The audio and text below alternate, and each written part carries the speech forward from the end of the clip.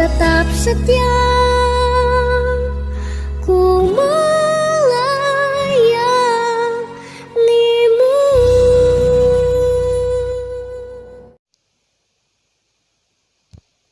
Salam kasih, hai saudara yang diberkati oleh Tuhan Yesus. Selamat bergabung dalam pelayanan Rema Minggu di saat ini. Kebenaran firman Tuhan yang akan kita baca dan renungkan bersama adalah pembacaan berdasarkan MTPJ Sinode Gereja Masehi Injili di Minahasa sejak tanggal 1 Agustus sampai 7 Agustus 2021. Pembacaan firman Tuhan terdapat dalam Yunus pasal 1 ayat 1 hingga ayat 17. Sebelum kita membaca dan merenungkan kebenaran firman Tuhan ini, mari kita berdoa. Tuhan, suara yang terindah adalah suaramu. Suara yang termerdu adalah suaramu. Yakni suara yang berkuasa untuk menyembuhkan, yang berkuasa untuk memulihkan, dan berkuasa untuk membentuk setiap kami menjadi pribadi yang lebih baik dari hari ke hari. Saat yang indah ini, perdengarkanlah suaramu itu bagi setiap kami, agar kami boleh dibentuk menjadi hamba-hambamu yang memiliki integritas kehambaan. Dalam nama Tuhan Yesus. Amin. Saudara, kebenaran firman Tuhan dari Yunus pasal 1 ayat 1 sampai ayat 17 di bawah judul perikop Yunus mengingkari panggilan Tuhan. Datanglah firman Tuhan kepada Yunus bin Amitai demikian. Bangunlah, pergilah ke Niniwe, kota yang besar itu.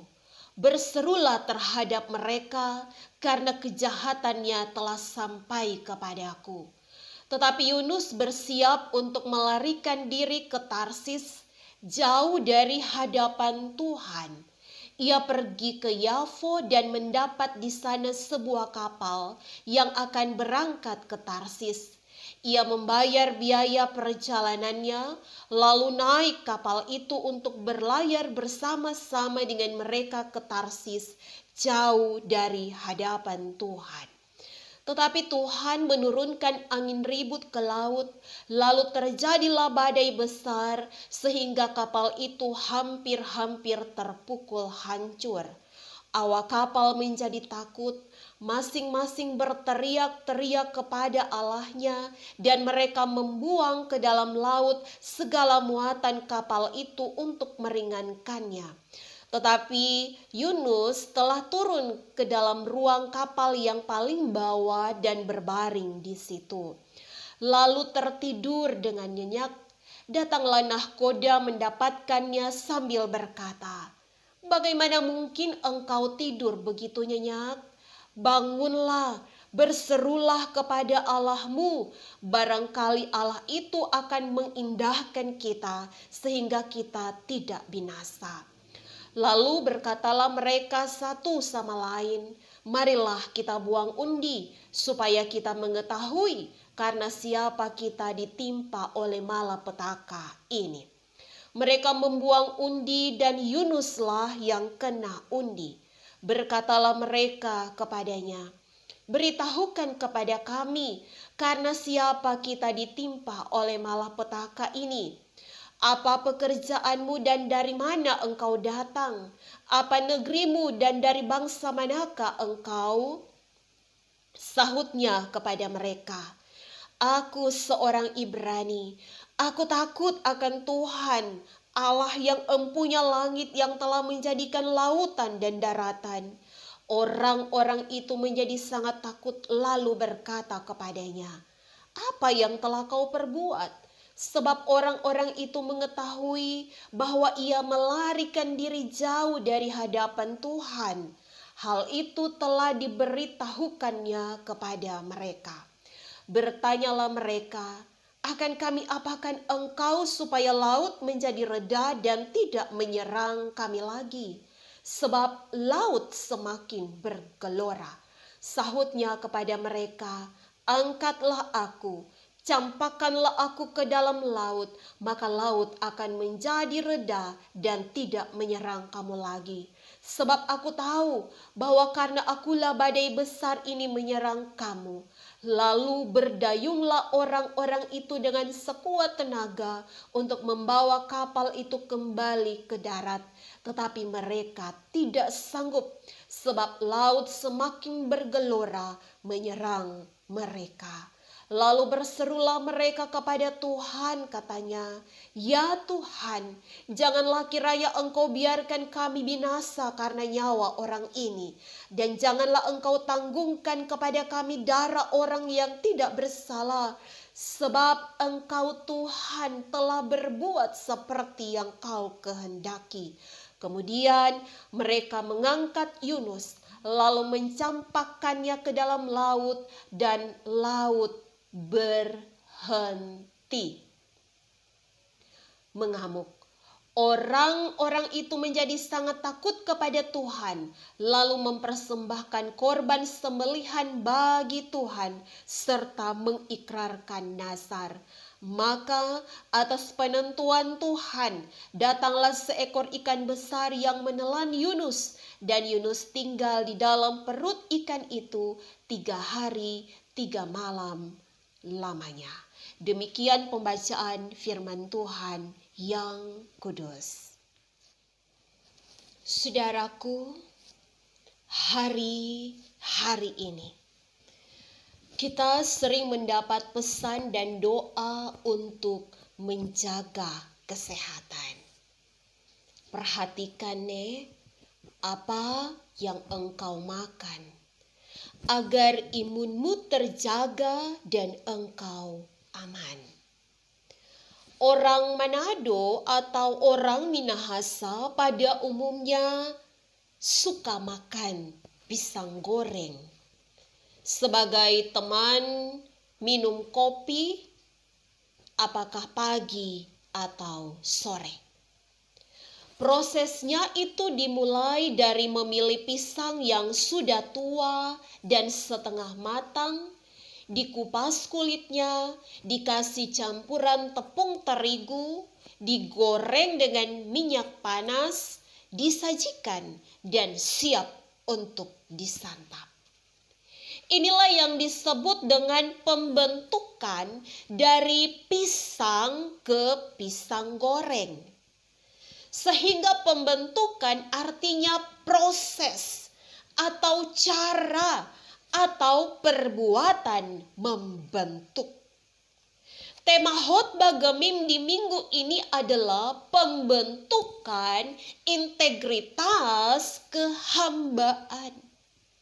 Saudara, apa yang akan dibentuk? Yaitu integritas.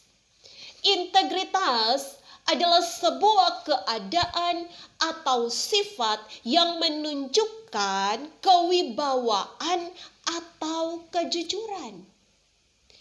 Integritas siapa, saudara? Integritas kehambaan atau integritas seorang hamba. Dalam Kamus Besar Bahasa Indonesia, hamba itu artinya budak atau perbuatan yang terpuji tapi juga merendahkan diri. Dalam Alkitab Perjanjian Lama bahasa Ibrani, bahasa aslinya Evet, artinya budak, hamba, pelayan, yaitu seseorang yang bekerja untuk keperluan orang lain, yaitu seorang pekerja yang menjadi milik tuannya, bahkan nyawanya adalah milik tuannya, sehingga hidup seorang evet, hidup seorang budak atau hamba itu dari kemurahan hati tuannya. Dalam Perjanjian Baru bahasa Yunani, Efet itu disebut doulos, tetapi juga diakonos. Dengan arti yang sama, yaitu budak, tapi juga pelayan. Yang dalam konteks gereja masa kini bukan hanya menunjuk seorang pendeta atau di gereja gemim, seorang penatua, siamas yang nantinya akan menjadi seorang diaken, atau guru agama, atau UPK Bipra, tim doa, tetapi juga jemaat Tuhan. Saudaraku, Yunus adalah salah seorang hamba yang mengalami proses pembentukan oleh Tuhan hingga ia memiliki integritas kehambaan. Sehingga Yunus itu memiliki integritas seorang hamba yang benar-benar melayani tuannya dengan sepenuh hati. Bagaimana proses yang dilalui oleh Yunus, saudara? Dalam Yunus pasal 1 ayat 1 di situ, datanglah firman Tuhan kepada Yunus bin Amitai demikian. Bangunlah, pergilah ke Niniwe. Saudara, Niniwe adalah sebuah kota penumpah darah. Niniwe adalah ibu kota Asyur, musuh yang sangat dibenci oleh Israel. Letaknya di timur laut Mesopotamia dan sekarang disebut Irak, di sungai Tigris.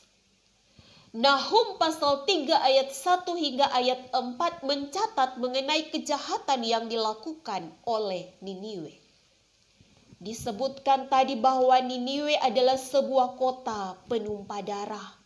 Dipenuhi oleh para pendusta, perampok, penindas. Dan karena itu di dalam kota banyak sekali orang yang mati terbunuh.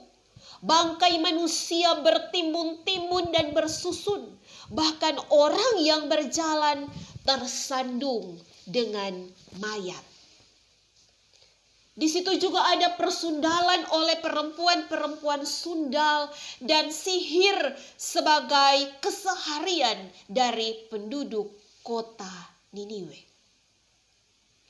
Saudaraku, semua bangsa di dunia kuno takut akan kekejaman bangsa Asyur.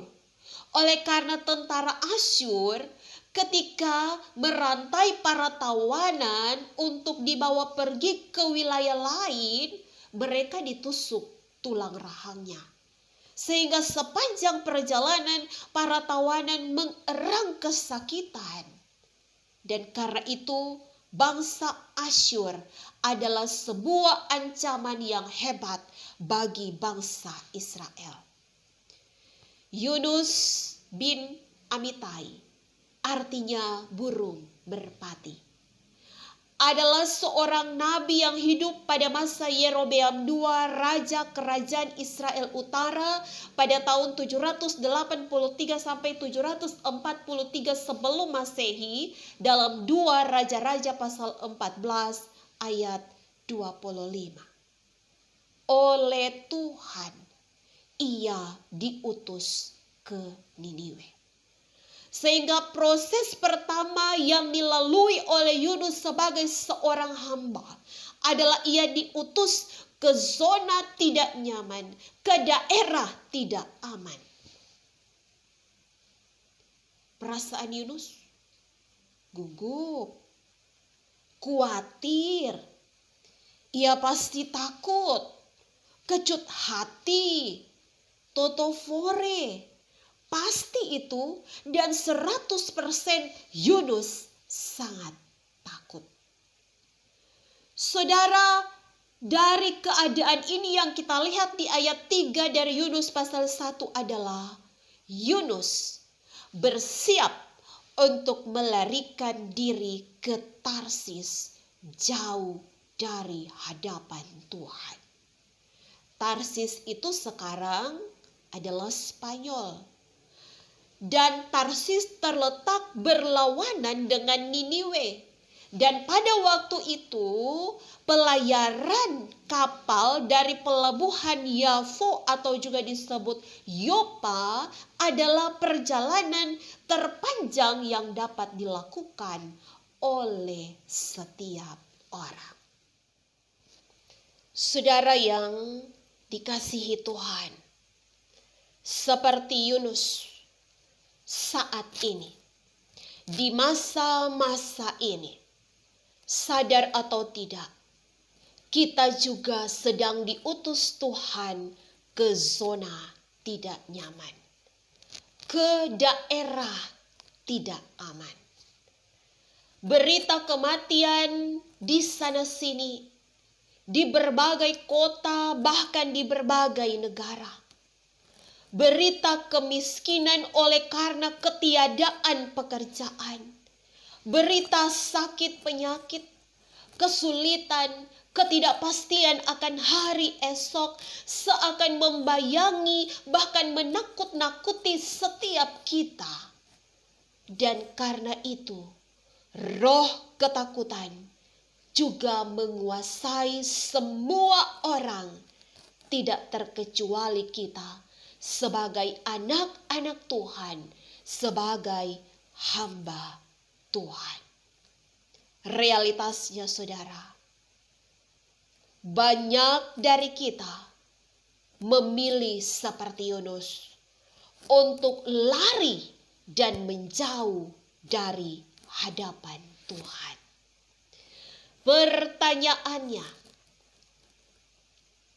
apakah ketika dengan keadaan, dengan kesulitan ini lalu kita lari menjauh dari hadapan Tuhan, kehidupan kita akan lebih aman, lebih terpelihara, dan kita akan luput dari mara bahaya? Jawabannya tidak. Di ayat 4 dari Yunus pasal 1 disebutkan bahwa justru ketika Yunus lari di atas kapal, Tuhan menurunkan angin ribut, ada badai besar, dan kapal itu hampir terpukul hancur. Artinya saudara, semakin kita menjauh dari Tuhan di masa-masa sulit ini, Alkitab katakan hidupmu tidak akan menjadi lebih baik.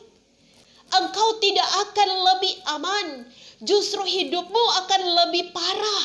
Dan seperti Yunus, sekalipun ia tidur, tanpa ia sadar, semakin menuju pada kebinasaan.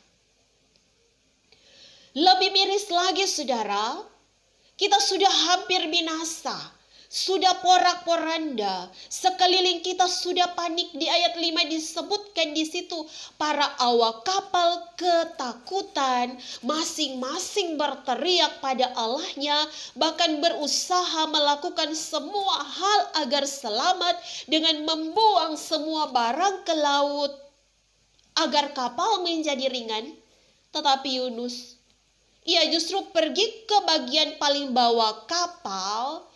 Di situ ia berbaring dan tidur nyenyak. Dalam keadaan sekeliling yang panik, dalam keadaan sekeliling yang ketakutan, justru kita sebagai anak Tuhan tidak peka, tidak peduli.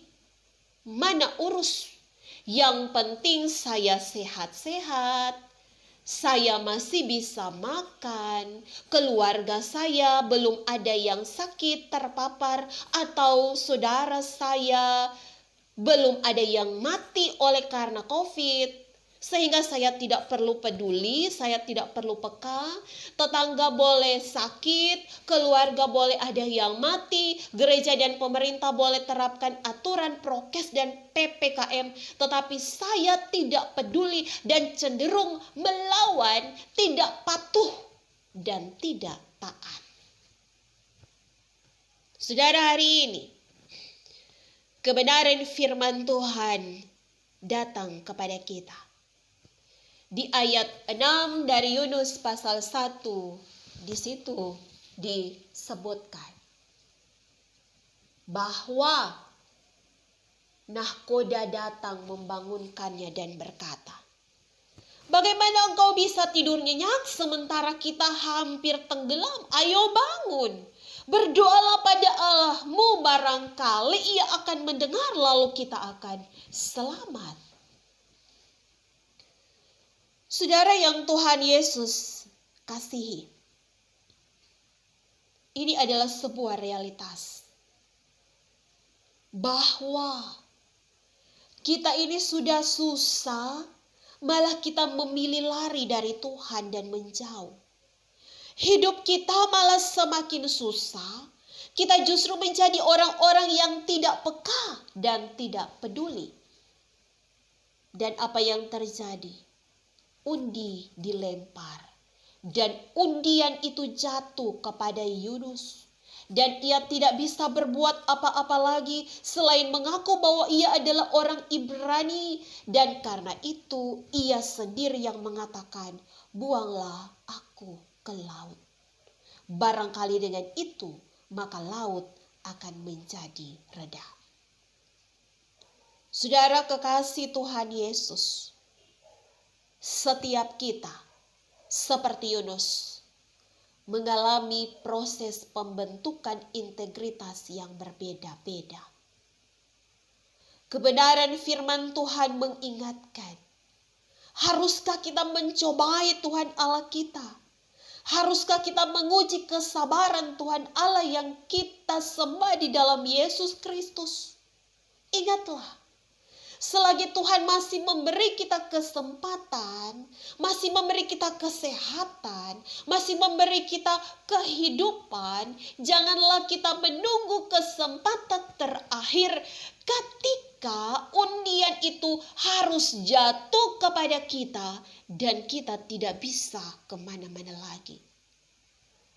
Ada ikan besar, Yunus ditelan, dan ia harus tinggal di dalam perut ikan 3 hari 3 malam lamanya. Artinya bahwa jika kita lari dari Tuhan, jika kita tidak peka dengan lingkungan, maka penderitaan itu akan datang bertubi-tubi dalam hidup kita. Tetapi ingatlah bahwa itu adalah sebuah proses yang akan membentuk integritas kita untuk menjadi seorang hamba. Jika hari ini kita telah mendengarkan kebenaran firman Tuhan, katakan kepada diri kita bahwa saya mau memiliki hati seorang hamba. Sebab seorang pelayan belum tentu memiliki hati seorang hamba. Tetapi seseorang yang memiliki hati seorang hamba adalah seorang pelayan yang sejati. Tuhan menolong kita. Amin. Mari kita berdoa. Bapa kami yang di surga, dikuduskanlah namamu. Datanglah kerajaanmu. Jadilah kehendakmu di bumi seperti di surga. Berikanlah kami pada hari ini makanan kami yang secukupnya. Dan ampunilah akan kesalahan kami, seperti kami juga mengampuni orang yang bersalah kepada kami. Dan janganlah membawa kami ke dalam pencobaan, tapi lepaskan kami dari yang jahat. Karena Engkaulah yang empunya kerajaan, kuasa dan kemuliaan sampai selama-lamanya. Amin.